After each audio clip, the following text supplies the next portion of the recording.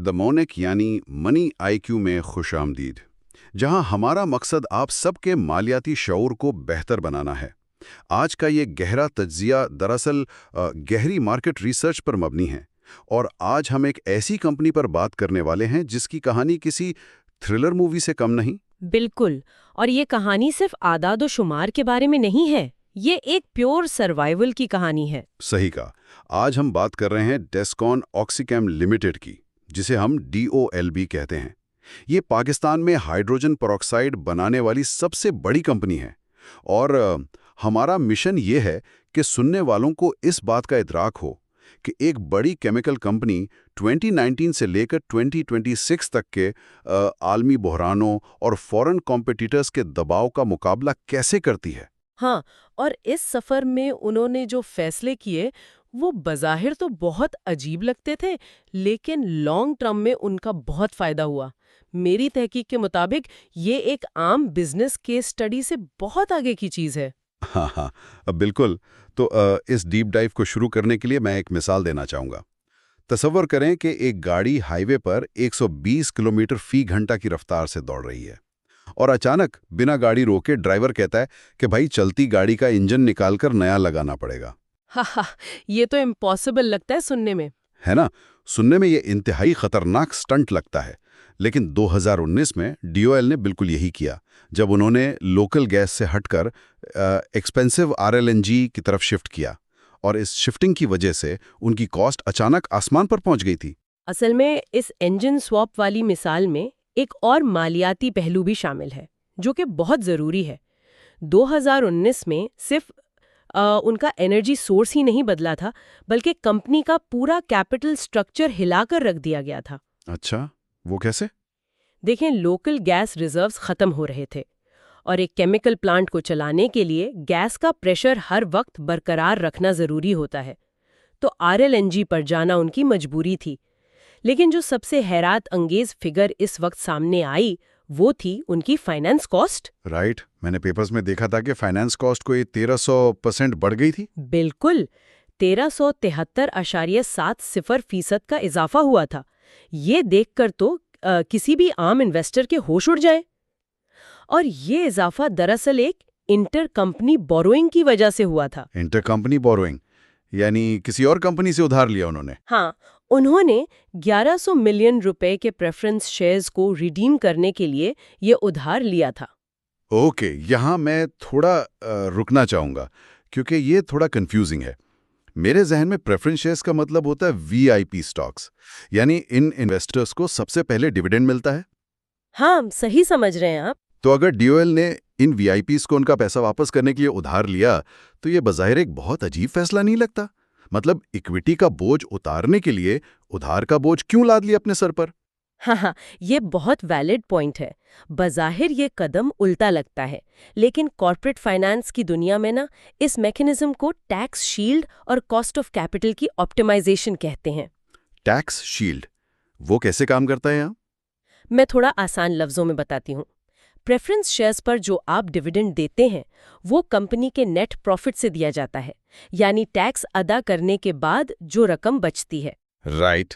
लेकिन इसके बरक्स, जब कंपनी उधार लेती है और उस पर इंटरेस्ट पे करती है, तो वो इंटरेस्ट एक बिजनेस एक्सपेंस तस्वुर होता है। ओह अच्छा, तो इसका मतलब है कि टैक्सेबल इनकम कम हो जाती है। बिल्कुल, उनकी टैक्सेबल इनकम कम हो जाती है और उन्हें टैक्स में बचत होती है। तो अगरचे इंटरेस्ट कॉस्ट उनकी 1300% बढ़ गई, लेकिन लंबे अरसे में डेट का ऑप्शन प्रेफरेंस शेयर्स के मुकाबले में सस्ता पड़ता है। वाह, ये तो काफी स्मार्ट मूव थी। हाँ, और इस कदम से उनका डेट टू इक्विटी रेशियो 53-47 पर आ गया। उन्होंने अपनी बैलेंस शीट साफ की, ताकि आगे चलकर जो नए बहरान आने वाले थे, उनके लिए उनके पास मालियाती लचक मौजूद हो। और लचक की जरूरत तो इनको बहुत जल्द पड़ गई, क्योंकि अगला ही साल 2020 था, जब पूरी दुनिया कोविड-19 की लपेट में आ गई थी। सप्लाई चेन्स तो ताश के पत्तों की तरह बिखर गए थे उस वक्त। बिल्कुल, और DOL की नेट सेल्स में भी 2.34% की कमी आई थी। लेकिन यहाँ उनका जो रिएक्शन था ना, वो बहुत जबरदस्त था। हाँ, उनका पिवट, यही मुझे इस रिसर्च में सबसे हैरानकुन चीज लगी। एक आम केमिकल कंपनी B2B यानी बिजनेस टू बिजनेस मॉडल पर चलती है ना? सही, वो बड़े टैंकर्स में 50% कॉन्सेंट्रेशन वाला हाइड्रोजन पेरोक्साइड टेक्सटाइल मिल्स को भेजते हैं। लेकिन जब टेक्सटाइल मिल्स ही बंद पड़ी थीं, तो डीओएल ने अचानक B2C यानी डायरेक्ट कंज्यूमर मार्केट में कदम रख दिया। उन्होंने अपना सैनिटाइजर लॉन्च कर दिया, सैनिडॉल के नाम से। हाँ, और ये ट्रांजिशन आसान नहीं होता। B2B से B2C में आने के लिए आपको पूरी एक नई सप्लाई चेन, मार्केटिंग और पैकेजिंग चाहिए होती है। वही मैं सोच रहा था कि फैक्ट्री से निकल के सीधा सुपरमार्केट के शेल्फ तक आना, ये कैसे मैनेज किया उन्होंने? असल में हाइड्रोजन पेरोक्साइड एक बहुत बेहतरीन डिसइंफेक्टेंट है। जब टेक्सटाइल और पेपर इंडस्ट्रीज बंद हो रही थीं लॉकडाउन की वजह से, तो डीओएल के पास रॉ मटेरियल तो मौजूद था लेकिन बायर नहीं था। तो उन्होंने प्रैक्टिकली उस केमिकल को कंज्यूमर के लिए डाइल्यूट कर दिया। बिल्कुल, उन्होंने अपनी सप्लाई चेन को रिवर्स इंजीनियर किया, कॉन्सेंट्रेशन को सेफ ह्यूमन यूज के मुताबिक डाइल्यूट किया, छोटी बॉटल्स में पैक किया, जल्दी से रेगुलेटरी अप्रूवल्स लिए और सैनिडॉल मार्केट में उतार दिया। ये वाकई एजिलिटी की बेहतरीन मिसाल है।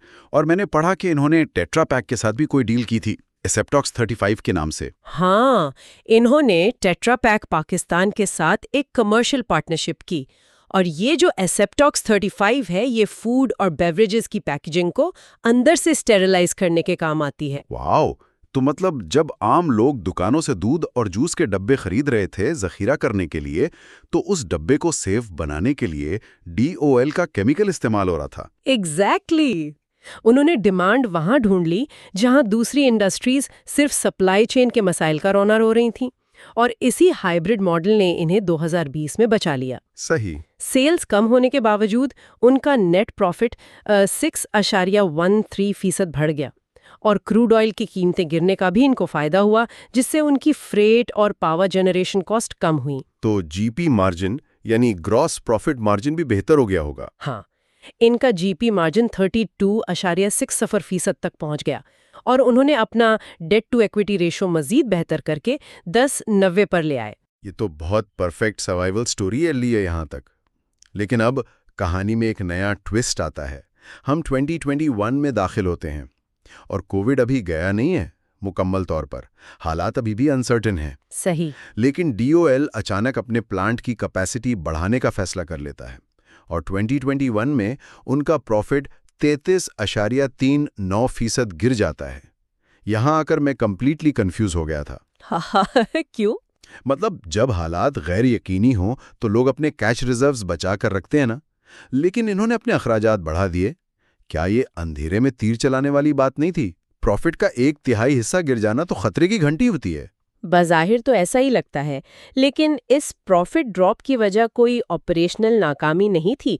ये दरअसल उनके कैपेसिटी एक्सपेंशन प्रोजेक्ट का हिस्सा था, जिसे कॉर्पोरेट लैंग्वेज में कैपिटल एक्सपेंडिचर या कैपेक्स कहते हैं। अच्छा, तो ये एक्सपेंशन की कॉस्ट का असर था सारा। हाँ, देखें, जब आप किसी केमिकल प्लांट की कैपेसिटी बढ़ाते हैं तो पुरानी मशीनरी के साथ नए रिएक्टर्स जोड़ने पड़ते हैं।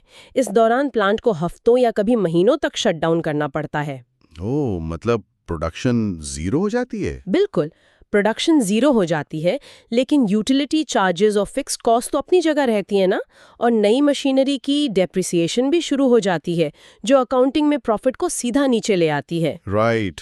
और इस सब को फाइनेंस करने के लिए उन्होंने सिंडिकेट फाइनेंस फैसिलिटी ली थी, जिससे उनका डेट दोबारा बढ़ गया था। ये सिंडिकेट फाइनेंस का क्या चक्कर है? क्या इसका मतलब है कि उन्होंने किसी एक बैंक से लोन लेने के बजाय बहुत सारे बैंक से थोड़ा-थोड़ा पैसा लिया? सही समझे आप। लेकिन ऐसा क्यों करते हैं? एक बड़ा बैंक भी तो लोन दे ही सकता है। असल में जब कैपिटल की ज़रूरत बहुत बड़ी हो, जैसे प्लांट एक्सपेंशन, तो कोई एक बैंक अकेला इतना बड़ा रिस्क नहीं लेना चाहता। अगर कंपनी डिफॉल्ट कर जाए तो बैंक तो तबाह हो जाएगा। हाँ, ये तो है। इसलिए 4-5 बैंक्स मिलकर एक कंसोर्टियम या सिंडिकेट बनाते हैं। हर बैंक थोड़ा लोन देता है ताकि रिस्क डिस्ट्रीब्यूट हो। और इसका डीओएल को एक और फायदा था। क्या फायदा था?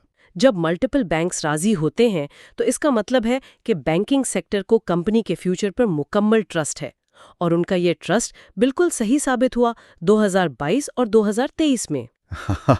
2023, द गोल्डन ईयर। मैंने पेपर्स में नंबर्स देखे और मैं सच में हैरान रह गया। नेट सेल्स 58.13% बढ़कर 6,700 मिलियन रुपीस से भी ऊपर निकल गईं। हाँ, और उनका नेट प्रॉफिट तो तकरीबन 197% बढ़ गया था। एग्जैक्टली और जीपी मार्जिन 41% तक पहुंच गया। लेकिन यहां मुझे एक बात समझ नहीं आई।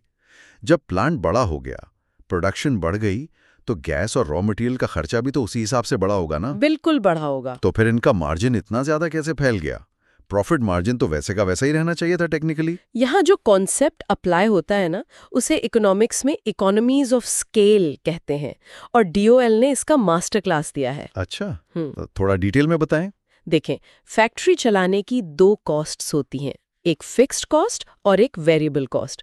फिक्स कॉस्ट में जमीन का किराया, मैनेजमेंट की सैलरीज वगैरह शामिल हैं, जो हर हाल में उतनी ही रहती हैं, चाहे आप 100 टन बनाएं या 200 टन। राइट, वो कॉस्ट तो फिक्स्ड है। हाँ, तो जब डीओएल ने कैपेसिटी बढ़ाई और प्रोडक्शन डबल की, तो वेरिएबल कॉस्ट तो बढ़ी, लेकिन उनकी जो फिक्स्ड कॉस्ट थी वो अब दुगनी प्रोडक्शन पर तकसीम हो गई। ओह, तो फिर यूनिट कॉस्ट नीचे आ गई। एग्जैक्टली। हर बॉटल या हर लीटर हाइड्रोजन पेरोक्साइड बनाने की लागत पहले से काफी कम हो गई, और साथ ही 2023 में उनकी प्राइसिंग पावर इतनी स्ट्रॉन्ग थी कि उन्होंने इन्फ्लेशन को इजीली कंज्यूमर्स तक पास ऑन कर दिया। मतलब महंगाई का असर सीधा एंड यूजर पर डाल दिया। हाँ, और उनकी वर्किंग कैपिटल मैनेजमेंट इतनी बेहतरीन थी कि फाइनेंस कॉस्ट 50% कम हो गई।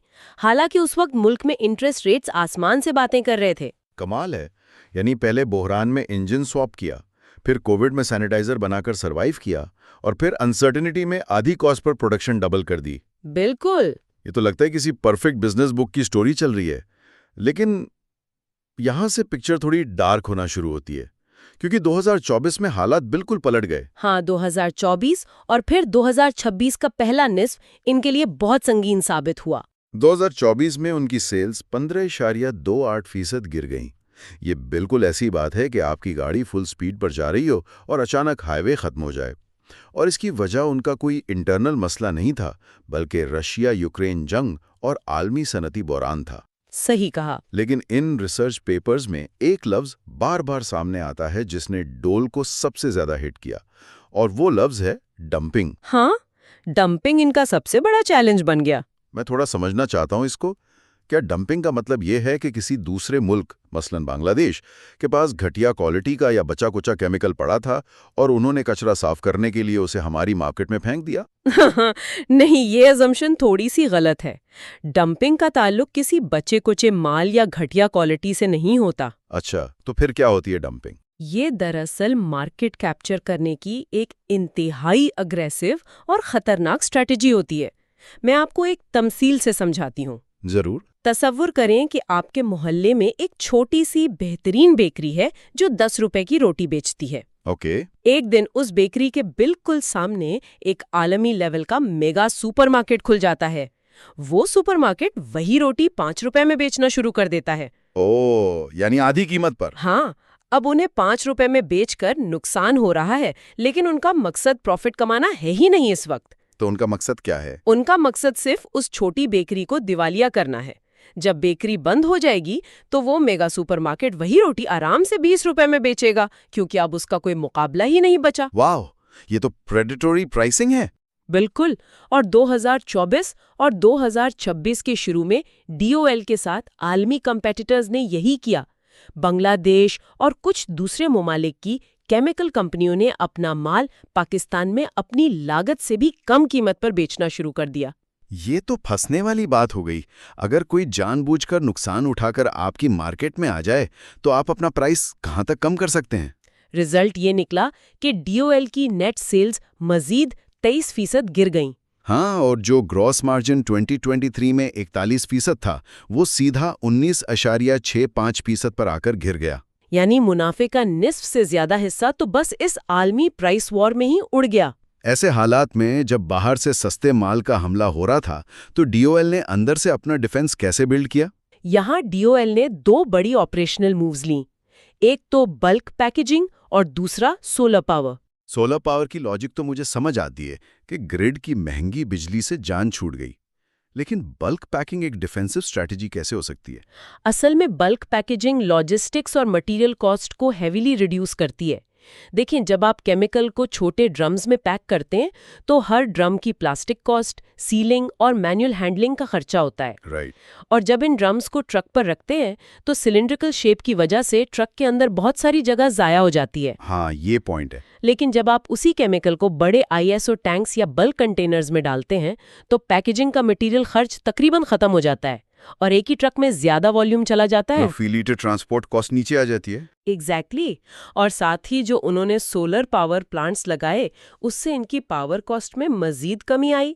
जब मार्केट में आपकी सेलिंग प्राइस प्रेशर में हो तो प्रॉफिट बचाने का वाहिद रास्ता यही होता है कि अपनी कॉस्ट को निचोड़कर कम से कम कर दिया जाए। लेकिन इस सब के बावजूद जब लोकल मार्केट में डिमांड ही ना हो, जैसा कि हम जानते हैं कि टेक्सटाइल और पेपर इंडस्ट्रीज में पिछले कुछ सालों से कोई बड़ी एक्सपेंशन नहीं हुई, तो फिर सिर्फ कॉस्ट कटिंग से आप कितनी देर तक जंग लड़ सकते हैं? सही पॉइंट उठाया आपने। सिर्फ कॉस्ट कटिंग काफी नहीं होती ऐसी हालत में। और यही वो पॉइंट है जहां मेरी रिसर्च बताती है कि डीओएल ने सिर्फ डिफेंस खेलने के बजाय पॉलिसी लेवल पर बात करना शुरू कर दी। वो अब ईएफएस पॉलिसीज और नॉन टैरिफ बैरियर्स पर अथॉरिटीज के साथ क्लोजली इंगेज हो रहे हैं। बिल्कुल, क्योंकि जब आलमी प्लेयर्स रूल्स तोड़कर खेल रहे हों तो आपको भी सिस्टम लेवल प्रोटेक्शन चाहिए होती है। आ रहा है तो हुकूमत सिंपली बॉर्डर पर 50% इंपोर्ट ड्यूटी क्यों नहीं लगा देती, जिसे टैरिफ कहते हैं? फिर ये नॉन टैरिफ बैरियर्स क्या भला है? ये पूरा आलमी ट्रेड सिस्टम ना एक बहुत पेचीदा नेटवर्क है। असल में फ्री ट्रेड एग्रीमेंट्स होते हैं मुमालिक के दरमियान। आप अचानक बॉर्डर पर किसी मुल्क के खिलाफ 50% टैक्स नहीं लगा सकते। अच्छा, वरना वो आलमी अदालत में जाएंगे? एग्जैक्टली इसलिए हुकूमतें नॉन टैरिफ बैरियर्स खारिज करती हैं, यानी बगैर टैक्स के ऐसी रुकावटें जिनसे इंपोर्ट करना बहुत मुश्किल हो जाए। मिसाल के तौर पर अचानक एक रूल पास कर दिया जाए कि जो भी केमिकल बाहर से आएगा उसे एक नई एनवायरमेंटल सर्टिफिकेशन लेनी होगी, या उसकी पैकेजिंग पर खास उर्दू इंस्ट्रक्शंस प्रिंट होनी लाजमी है, या पोर्ट पर क्वालिटी चेक के लिए उसको 1 महीना रोक कर रखा जाएगा। ये तो स्मार्ट मूव है। ऑफिशियली टैक्स नहीं लगाया लेकिन इंपोर्टर को परेशान कर दिया। हाँ, इंपोर्टर इस लंबे और मुश्किल प्रोसेस से घबराता है और सस्ता माल लाने से रुक जाता है। और इसके साथ ईएफएस स्कीम भी डीओएल के बहुत काम आ रही है। राइट, ईएफएस यानी एक्सपोर्ट फैसिलिटेशन स्कीम। इसे थोड़ा आसान लफ्जों में समझा दें सुनने वालों को। ईएफएस दरअसल लोकल इंडस्ट्री को उनका माल सस्ता बनाने में मदद देने की एक गवर्नमेंट स्कीम है। ओके।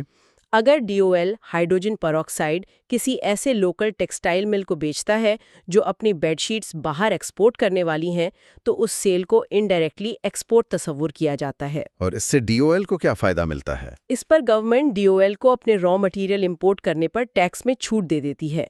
इस तरह उनकी बेस कॉस्ट कम हो जाती है और वो मार्केट में मुकाबला करने के काबिल रहते हैं। ये वाकई पॉलिसी मेकिंग का एक नया रुख है, यानी मुकाबला अब सिर्फ कारखाने में नहीं बल्कि पॉलिसी कॉरिडोर्स में लड़ा जा रहा है। बिल्कुल सही।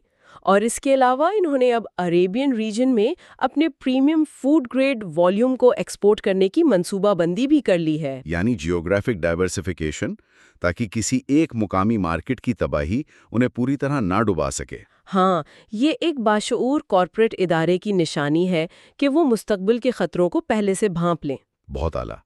इस सारी तफसील के बाद मेरे जहन में एक गहरा सवाल पैदा होता है जो मैं चाहता हूं कि हमारे सुनने वाले भी अपने तौर पर गौर करें। जी जरूर। अगर हम आलमी ट्रेड को ग्रीन एनर्जी के तनाजुर में देखें, आने वाले अशरों में जब हर मुल्क के पास अपने सोलर पावर प्लांट्स होंगे और एनर्जी लगभग मुफ्त हो जाएगी, तो उन ममालिक का क्या होगा जिनकी बुनियादी ताकत ही सस्ती गैस या कोयला थी? ये तो वाकई सोचने वाली बात है। और सबसे बड़ा सवाल ये कि क्या सस्ती रिन्यूएबल एनर्जी आने के बाद डंपिंग जैसी ट्रेड वॉर्स खत्म हो जाएंगी क्योंकि सबकी बुनियादी लागत एक जैसी हो जाएगी, या फिर ये डंपिंग किसी नई और मजीद खतरनाक शक्ल में हमारे सामने आएगी जहां मुकाबला सिर्फ और सिर्फ पॉलिसी प्रोटेक्शन का रह जाएगा?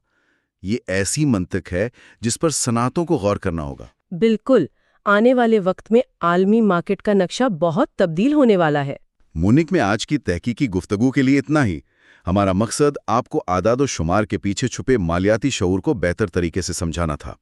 फ्यूचर में ऐसी ही अपडेट्स और मार्केट रिसर्च के लिए बेल आइकन दबाएं। और हमारे चैनल को लाइक और सब्सक्राइब करना मत भूलिएगा। और हाँ, कमेंट्स में ज़रूर तजवीज़ दीजिएगा कि आप अगली मर्तबा किन टॉपिक्स या कंपनीज पर गहरी तहकीक देखना चाहते हैं।